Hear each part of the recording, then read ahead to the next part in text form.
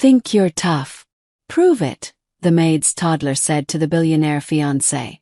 She never expected what happened next. Hey, stop scrolling for a second. Wait before you scroll away.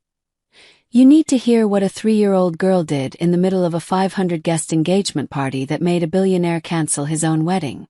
Nobody in that ballroom expected it. Not the guests, not the staff, not even the little girl's own mother, who was scrubbing floors 2 rooms away while her daughter changed everything. This story is real in every way that matters, the kind of thing that happens quietly in homes across America every single day. Stay with me because what this child said next is something you will not forget. Hey everyone, welcome back to the channel. Before we begin, tell me, where are you watching from today and which country do you call home? Drop it in the comments. I love seeing how far these stories travel. Tonight's story is one of the most emotional ones we've ever told. About pride, about truth, and about how sometimes the smallest voice in the room is the only honest one. I won't tell you how it ends. I won't tell you what happens. I'll just say this. Get comfortable because you're going to feel this one in your chest. Nobody in that mansion thought a toddler could see what the adults refused to. Daniel Cross was 34 years old, and by every measure the world used, he had already won at life. He built a logistics empire out of a single delivery van and a stubborn refusal to quit. Forbes had photographed him twice. Investors called him the quiet shark because he never raised his voice, never lost a negotiation, and never let anyone see him sweat. He lived in a stone and glass estate outside Charlotte, North Carolina, the kind of house that had its own zip code in local folklore. He was engaged to Vanessa Hale, 30 years old, a woman who moved through rooms like she owned the air in them. She was beautiful in the way magazine covers are beautiful. Polished, symmetrical, untouchable. She'd met Daniel at a charity gala 2 years earlier, and within 6 months she had a ring on her finger and a wedding planner on retainer. Everyone said they were the perfect couple. Everyone except one person who never said anything at all, because she was 3 years old and nobody asked for her opinion. Her name was Ruby. She was the daughter of Carmen Ruiz, the woman who had cleaned Daniel Cross's house for the last 4 years. Carmen was a widow. Her husband had died in a construction accident before Ruby was even born, and since then it had just been the 2 of them, a mother with tired hands and a daughter who followed her from room to room like a small, curious shadow. Daniel had never minded Ruby being there. In fact, staff often said he was softer around the little girl than he was around most adults. He'd crouched down to her height when he passed her in the hallway. He kept a jar of animal crackers in his study just for her. Carmen used to joke that Ruby had the run of the house, and Daniel never argued. Vanessa argued plenty, though never where Daniel could hear. She shouldn't be here during business hours, Vanessa told Carmen once, her voice sweet as spoiled milk. It's not professional having a child underfoot. Carmen apologized every time, even when there was nothing to apologize for. She needed this job. She needed the steady paycheck that let her keep Ruby in preschool 3 mornings a week, the one small luxury she allowed herself so her daughter could learn to color inside the lines and sing the alphabet with other kids her age. So she swallowed her pride again and again, and kept scrubbing floors that already gleamed. What nobody in that house understood, not Daniel, not the staff, not even Carmen herself, was that Ruby had been quietly watching Vanessa for months. Toddlers notice more than we give them credit for. They don't understand social contracts or professional boundaries or the careful masks adults wear for each other. They understand kindness and cruelty in their rawest forms, stripped of language, stripped of excuse. And Ruby had seen Vanessa's mask slip more than once. She'd seen Vanessa pinch the arm of a housekeeper who spilled a drop of wine on the marble. She'd seen Vanessa smile directly at Daniel while whispering something sharp to a caterer the moment his back was turned. Once, when Ruby had wandered too close to Vanessa's dressing room, she'd heard Vanessa on the phone with someone, laughing in a way that didn't match her face at dinner.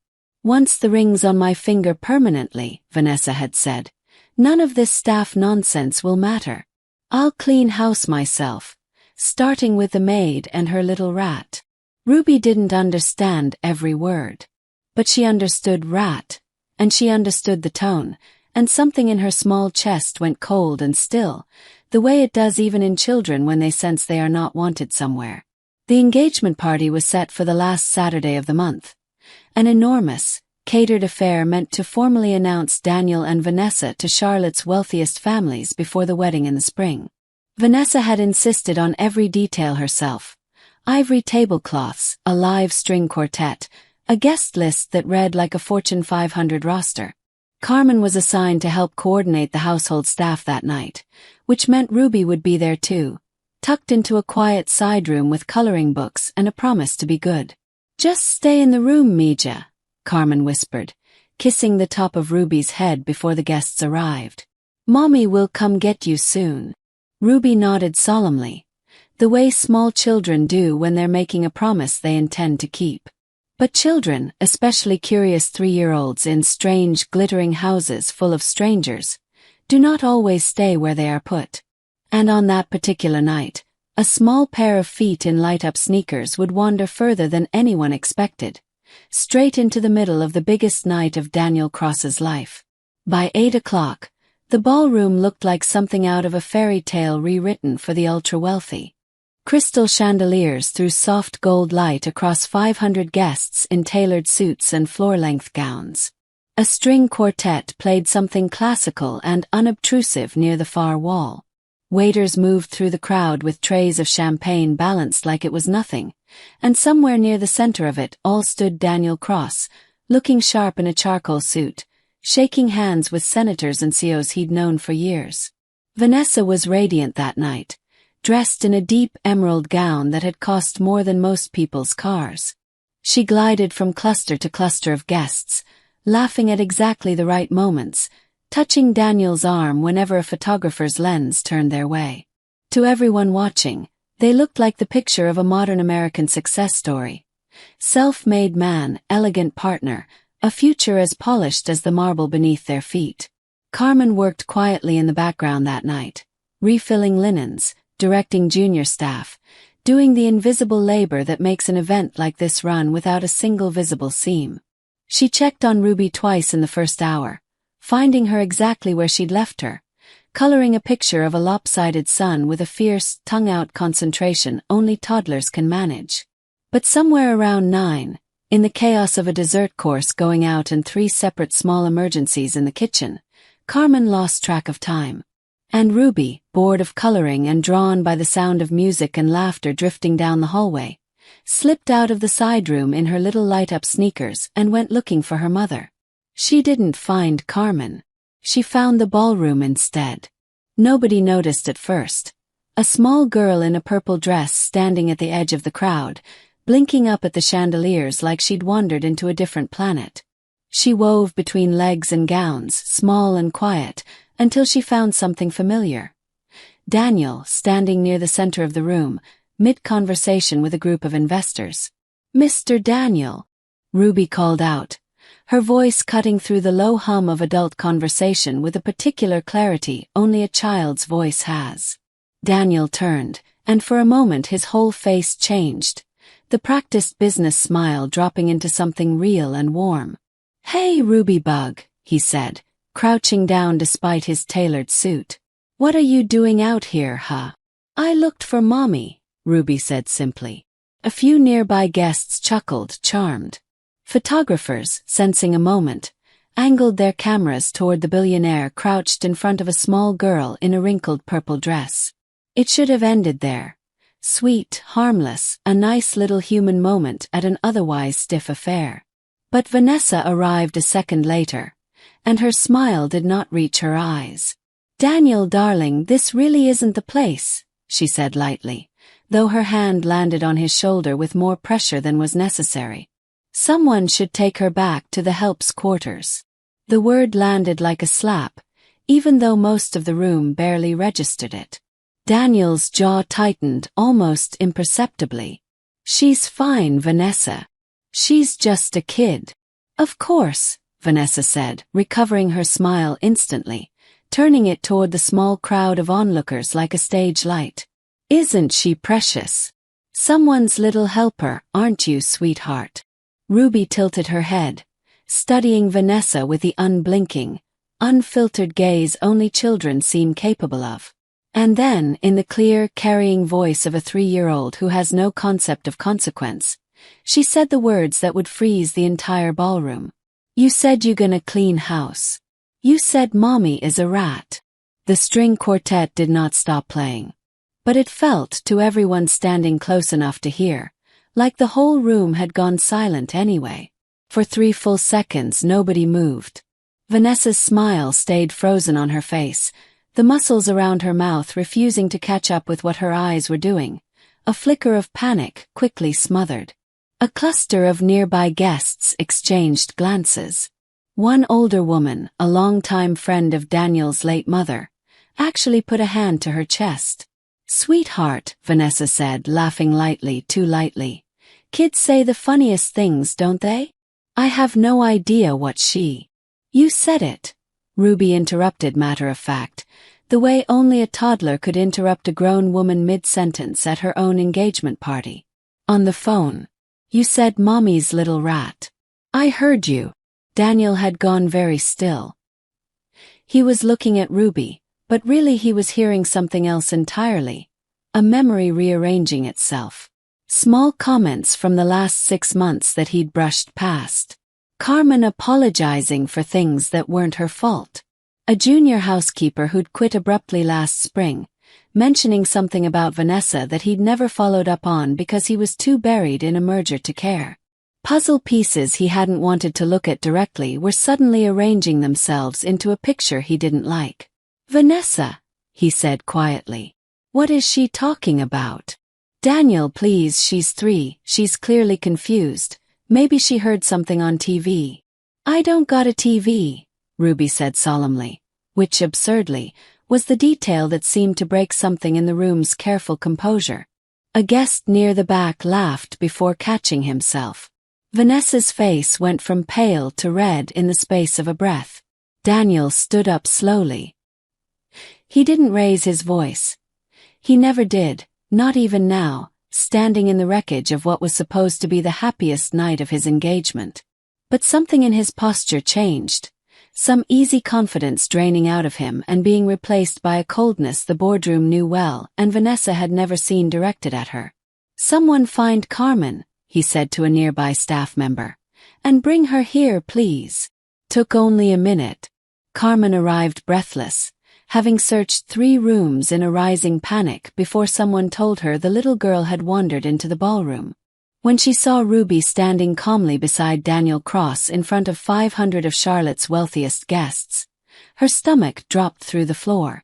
"I am so sorry, sir, I turned my back for 1 second, she's never—" "Carmen," Daniel said gently, "you have nothing to apologize for."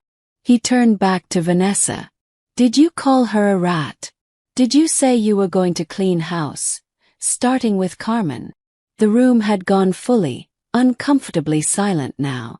Even the quartet had quietly stopped playing, the cellist setting her bow down without a sound, sensing the moment had outgrown background music.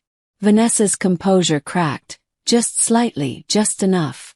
"Daniel, you're seriously going to take the word of a toddler over mine? At our own party? In front of everyone?" "I'm asking you a direct question," Daniel said. "Did you say it?" There was a pause, long enough that it answered the question all by itself. Vanessa's eyes darted around the room, calculating, the way people do when they realize the story they've been telling about themselves is about to collapse in public.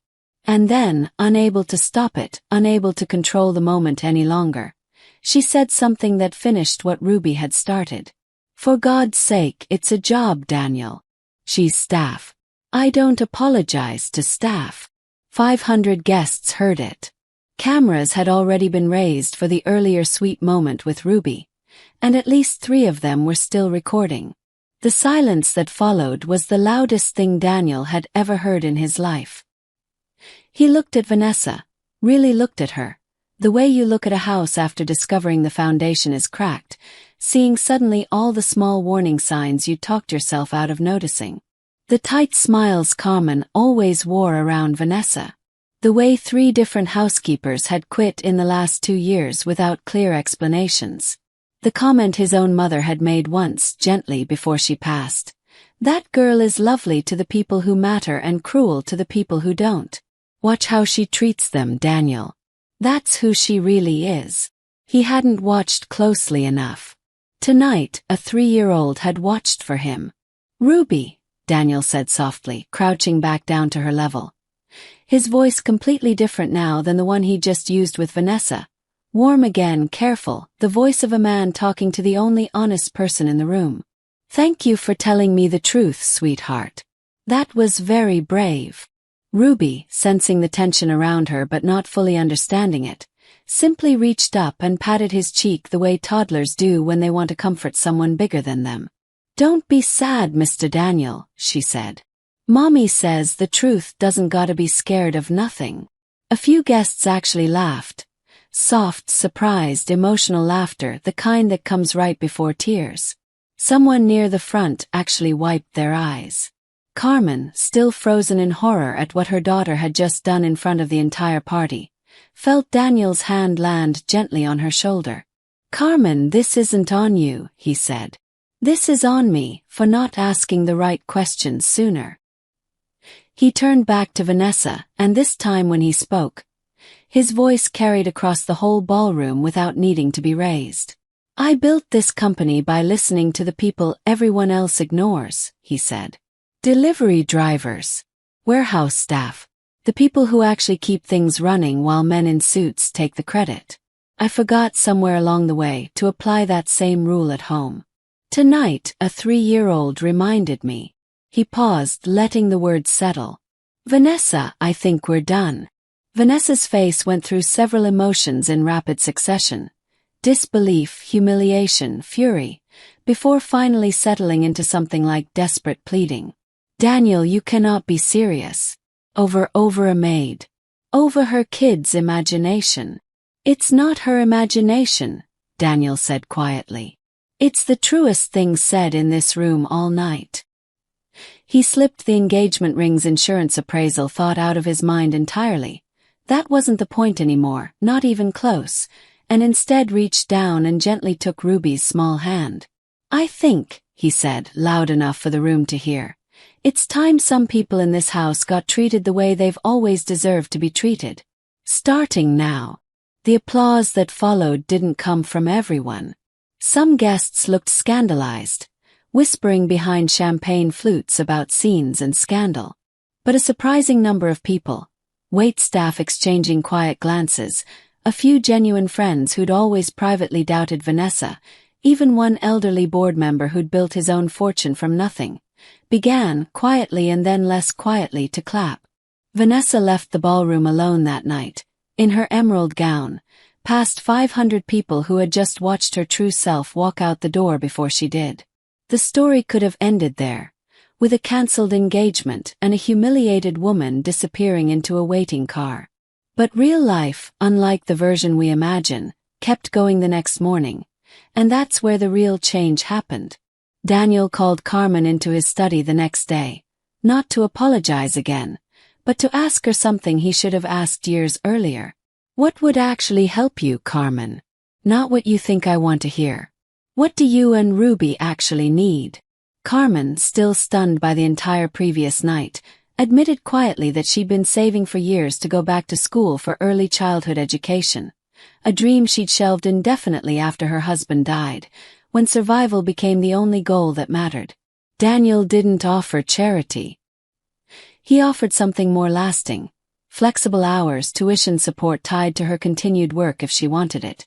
And, because he meant every word he'd said the night before about listening to the people who keep things running, a genuine seat at the table when decisions about household staff were made. Ruby, for her part, had no idea she'd done anything remarkable. She went back to coloring lopsided suns and asking Daniel for animal crackers, blissfully unaware that a video of her tiny, unshaken voice, "You said mommy is a rat," had been uploaded by 3 separate guests and had, within a week, been viewed by over 40 million people across the country. News outlets picked up the story. Commentators debated it on morning shows. But cutting through all the noise was one simple truth that resonated with people far beyond that ballroom. Sometimes the smallest, most powerless person in the room is the only one with nothing to lose by telling the truth. A year later, Daniel married someone else. A pediatric nurse named Elena he met, fittingly, through a scholarship fund he started in Ruby's name for children of single working parents. At their wedding, seated at the front in a small purple dress, was a 4-year-old girl in shiny new shoes, clapping along without fully understanding why so many people kept coming up to hug her mother. Carmen finished her degree 3 years later. She now runs an early childhood program funded in part by the very man whose house she used to clean. And Ruby, the little girl who once wandered out of a side room looking for her mother and instead found the courage to say something true in a room full of people too polished to say it themselves, grew up hearing that story told back to her again and again, at birthdays and holidays, always ending the same way. You didn't know it then, Mija, but you changed everything just by being honest. If this story moved you tonight, that's because somewhere in it is a truth we all recognize, that kindness costs nothing, cruelty always shows itself eventually, and sometimes it takes the smallest voice in the room to remind the rest of us what really matters. If you felt something watching this, do me a favor. Hit that like button, subscribe if you're new here, and share this with someone who needs a reminder that the truth always finds its way to the surface. Thank you for watching, and I'll see you in the next story.